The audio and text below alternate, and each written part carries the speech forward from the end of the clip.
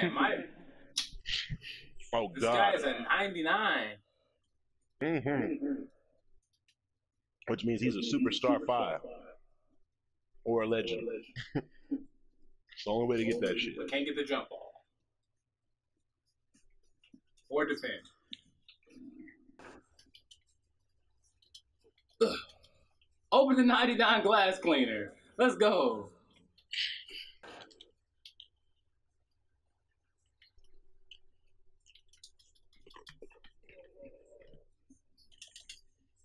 Open the 99 glass cleaner. I'll guard him since you're just gonna walk away. Over the 99 glass cleaner. Shoot, please. Bang.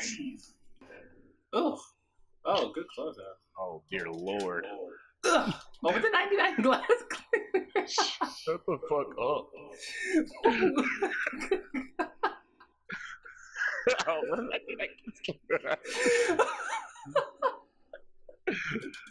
Give it to your bomb. Pick and roll. Maestro Gold.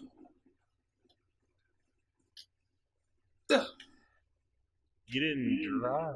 They wouldn't let me. They made me stop.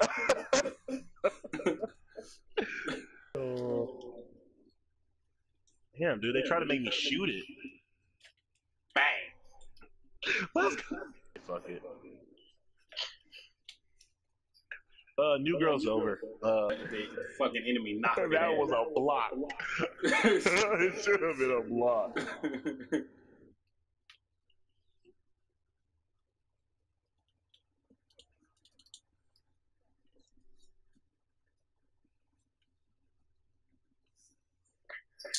Ooh, that's a splash because we can't guard the corner 3. Nah, man, but you do realize that next year's 2K is going to have a lockdown defender with offense.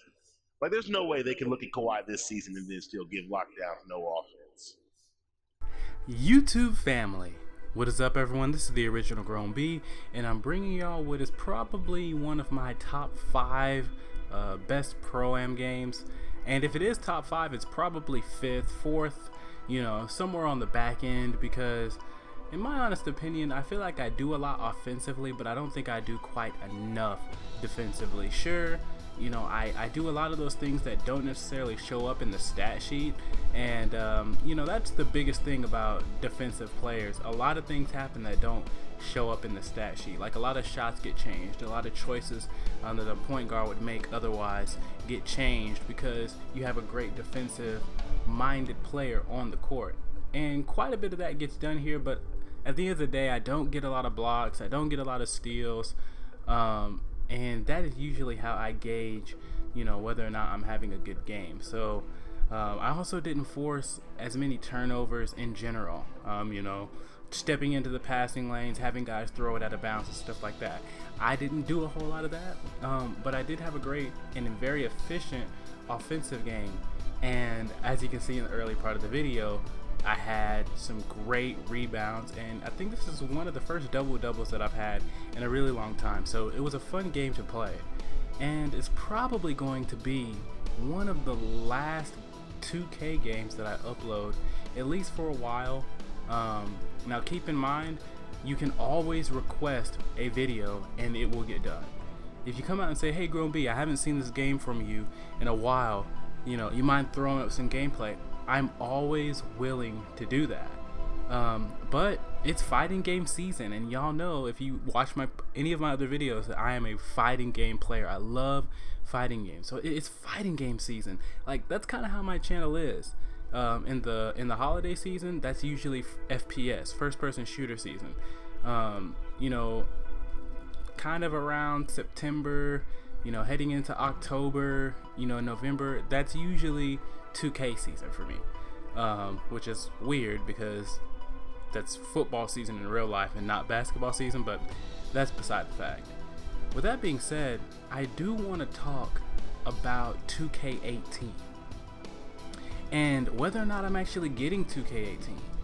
And the reason why this is such a big decision for me is because lately I've gotten a lot of followers based on my 2K videos, and that is something that I don't ignore. I want to upload what my viewers want to see.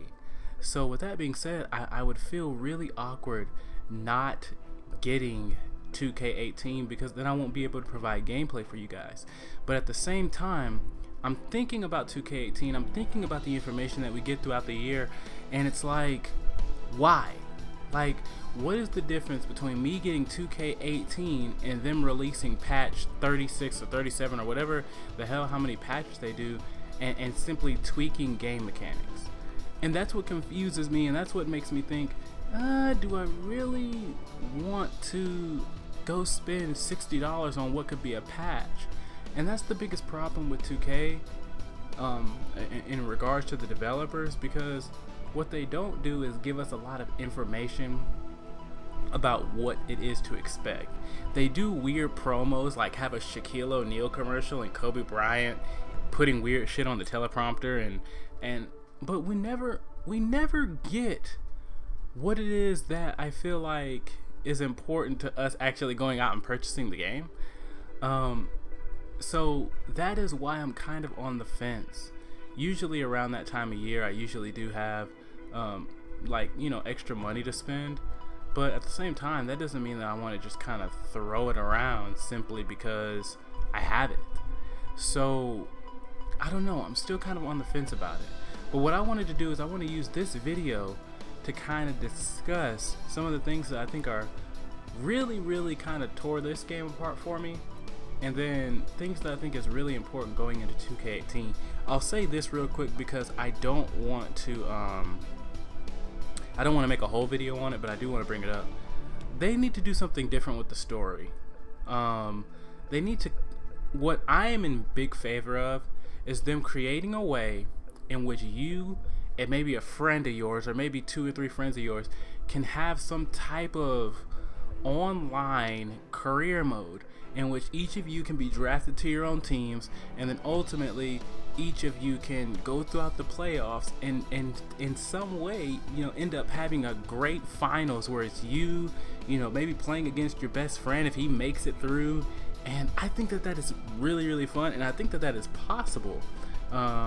You know, just depending on how they want to really conduct it. And if it's something that, you know, you and your friends really have full control over, then by all means, you know, when you create this customizable, you know, season, then you can really give each other leeway, like, oh, I can't play today, or oh, I can't play till this time, or whatever.